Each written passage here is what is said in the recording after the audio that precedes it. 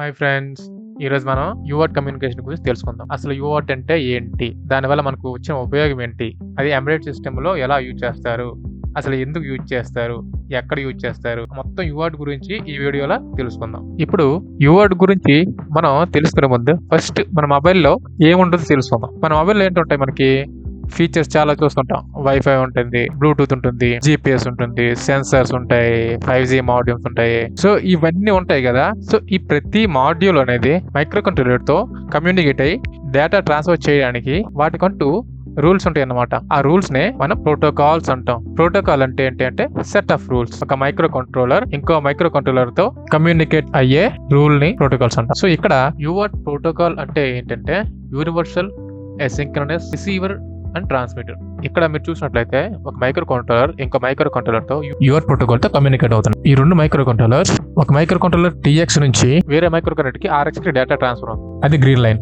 Opposite micro controller నుంచి blue line లో TX నుంచి డేటా RX కి ట్రాన్స్ఫర్ అవుతుంది. ఈ రెండు ఒకే టైంలో జరుగుతాయి. దీనిలో మనం ఫుల్ డూప్లెక్స్ కమ్యూనికేషన్ అంటాం. ఇప్పుడు మనం 1 by 1 ఫేజ్ వైజ్ గా యూవర్ట్ కమ్యూనికేషన్ అంటే ఏంటో, యూవర్ట్ కమ్యూనికేషన్ ఎలా జరుగుతుందో తెలుసుకుందాం.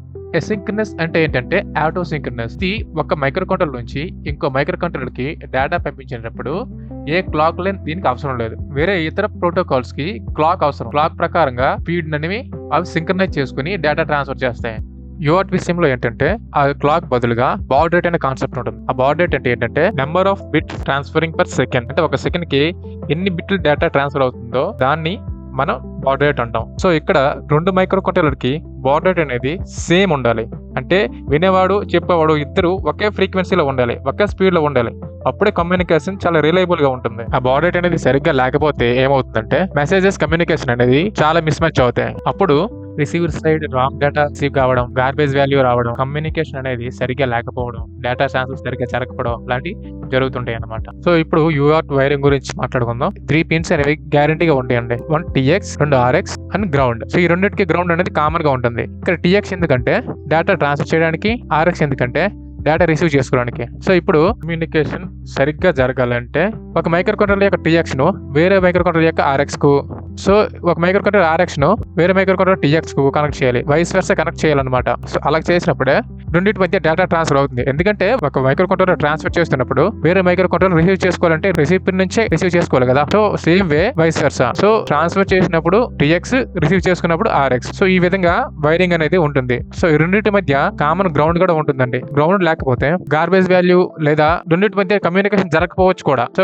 గ్రౌండ్ అనేది రెండింటికి కామన్ గ్రౌండ్ అయితే కంపల్సరీగా ఉండాలి. ఇప్పుడు మనం యూవర్ట్ డేటా ఫ్రేమ్ గురించి తెలుసుకుందాం. యూవర్ట్ డేటా ఫ్రేమ్ అంటే యూవర్ట్ లో డేటా ట్రాన్స్ఫర్ చేసేటప్పుడు ఒక ఫిక్స్డ్ రూల్స్ అని చెప్పాం కదా.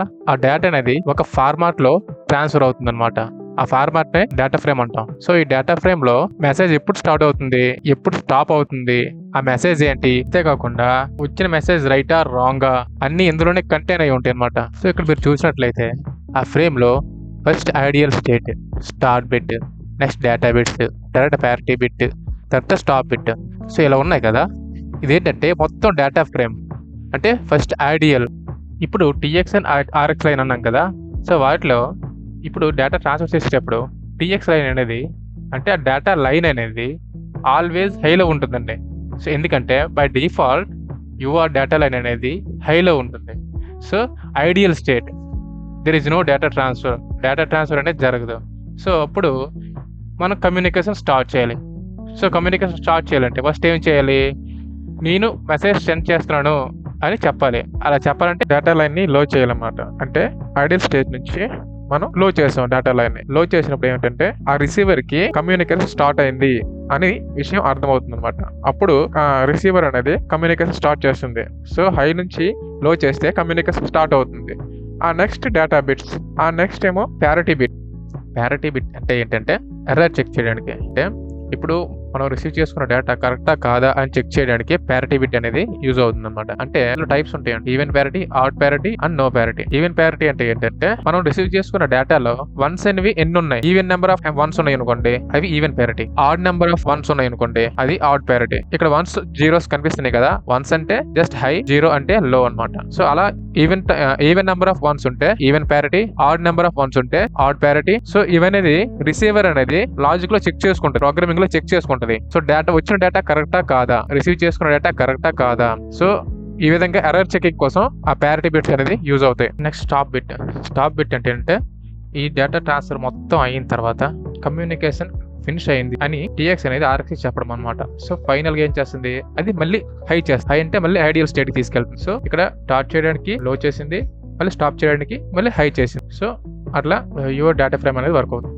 ఇప్పుడు మనం ఒక ఎగ్జాంపుల్ తో యువర్ డేటా ట్రాన్స్ఫర్ ఎలా జరుగుతుందో తెలుసుకుందాం. ఇప్పుడు క్యారెక్టర్ ఏని నేను యువర్ ద్వారా వేరే మైక్రో కంట్రోలర్ కి సెండ్ చేయాలనుకోండి. ఇప్పుడు ఏం జరుగుతుందంటే ఏ క్యాష్ కి వాల్యూ 0x41 అది హెక్సాడెసిమల్ లో రాస్తుంది. సో ఇప్పుడు 0x41 ఒక వాల్యూ ఏంటి 01000001. సో దీన్ని మనం ఎంఎస్బి ఎల్ఎస్బి 2 ఉన్నాయి కదా. సో ఫస్ట్ ఏంటంటే యువర్ అంటే ఫస్ట్ ఎల్ఎస్బి ట్రాన్స్ఫర్ చేస్తుంది. సో ఎల్ఎస్బి ఇక్కడ ఏంటి ఫస్ట్ ఏంటి డేటా ఫ్రేమ్ ప్రకారం ఏంటంటే స్టార్ట్ బిట్, తర్వాత డేటా బిట్స్, తర్వాత parity bit, but stop bit. But ఇక్కడ మనం ప్యారిటీ బిట్ ఎందుకు వెళ్ళాలంటే majority of time parity bit అని యూజ్ చేయం, బేసిక్ డేటా ఫ్రేమ్ ఇది కాబట్టి మనం దీని ద్వారా మనం జస్ట్ దీంతో మనం ఫినిష్ చేయొచ్చు. సో ఫస్ట్ ఏంటి ఫస్ట్ స్టార్ట్ బిట్. ఇక్కడ చూస్తే గ్రాఫ్ లో కూడా చూస్తే ఫస్ట్ హైలో ఉంది చూడండి, రెడ్ కలర్ రాసింది కదా, ఫస్ట్ హైలో ఉంది.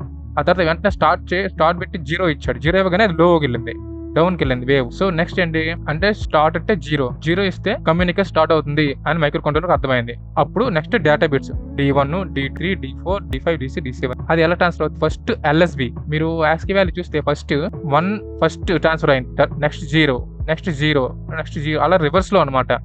LSB to MSB data transfer అనేది యూఆర్ లో జరుగుతుంది. సో ఇప్పుడు మీరు చూసినట్లయితే ఈ బిట్స్ ఉన్నాయి కదా డేటా బిట్స్, ఇవి ఇక్కడ యాస్కి బైనరీ వాల్యూస్ లో రివర్స్ లో వెళ్తున్నాయి చూడండి, ఎల్ఎస్బి టు ఎంఎస్బి ట్రాన్స్ఫర్ అవుతుంది. So next stop bit. So ఈ విధంగా డేటా బిట్ అనేది ట్రాన్స్ఫర్ అవుతుంది. సో మీకు వేవ్ ఫార్మ్స్ కూడా అబ్జర్వ్ చేయొచ్చు. ఫస్ట్ స్టాప్ బిట్ 0 చేశారు, తర్వాత D0 to D7 data bit send చేశారు, ఆ తర్వాత అగైన్ వాళ్ళు స్టాప్ 1 చేశారు, అంటే అగైన్ ఐడియల్ స్టేట్ కి తీసుకొచ్చారు అనమాట. సో ఇట్లా డేటా ఫ్రేమ్ అనేది యూఆర్ట్ లో రన్ అవుతుంది. సో ఇది యూఆర్ట్ పార్ట్ 1 అండి. సో ఇందులో మనం యూఆర్ట్ మొత్తం your data frames and your technical విషయాలన్నీ తెలుసుకున్నాం కదా. నెక్స్ట్ వీడియోలో యువర్ ఎంబెడెడ్ సి ప్రోగ్రామింగ్ ఎలా ఉంటుందో తెలుసుకుందాం.